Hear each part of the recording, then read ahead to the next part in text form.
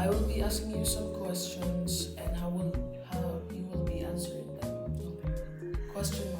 How do you handle utensils properly? I handle utensils properly by washing them, making it clean, placing them in the cabinet, and if it's time for them to use, like for example, cooking or frying, I use the proper utensils for that because each cooking has different uses of utensils. Question 2. How do you make foods without making any mistake? It's not about making mistake, but I learned how to cook food because I was being taught by my aunt, my grandmother, and from then I follow the procedure.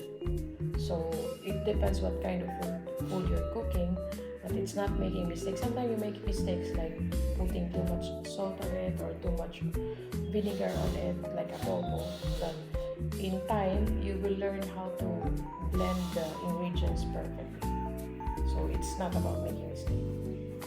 Question 3. How do you make food and make them visually appealing? It's all about plating. So when you cook food and you serve it with the family or visitors or friends, you also need to think creatively to put the food in plate and make it appealing. It should be not be too much messy, or you put a little bit design on it like an art. So serving food is also like you're doing arts. You have to be creative and artistic to be able to serve the food with people will think, oh, it looks so yummy, mouth-watering and very appealing. Like when they see it, they will feel hungry and they want to eat it, something like that. Question 4. How do you balance the taste in the foods you make? It depends. You balance it like putting the ingredients equally. Or for example, the adobo. For example, you cook. It depends upon your taste preference. For example, there are people who likes the adobo a little bit more salty or a little bit more soury. So it depends on preference. Some people don't like their adobo with pepper. Some of them wants to have a lot of pepper.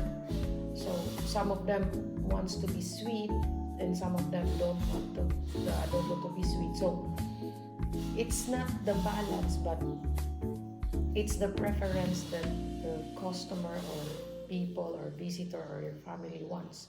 Like you have a lot of, like the one that I'm cooking to you, the chicken monchon. So I know exactly what are your preference. I know how you want to be taste like that.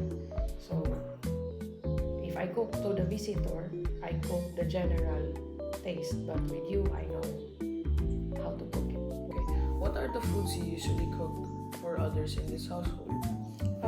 Usually I cook tinola, adobo, paksiw. It's like, you don't like it, but it's a fish with a lot of sour on it. And sometimes I cook ground pork with lots of vegetables on it, and beef stew and caldereta. So it really depends on what is available.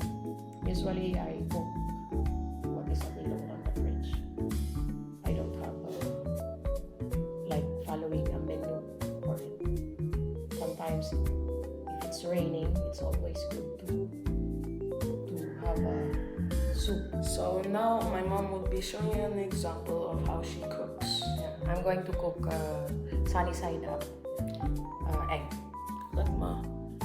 Hi, so as my son requested, Franco requested to show him how to cook egg. So I will now demonstrate how to cook a sunny side up egg. So first, Frank, you have to light the stove. So you wait it until it's heated, then you put the oil. So I will show you also this kind of utensils that we're using. So when you're cooking egg, it should be flat. You cannot use something like this one. This is for stirring, and this one is for like, with soup or meat. But this one, usually I'm using this to cook egg because this is flat and more easy to plate.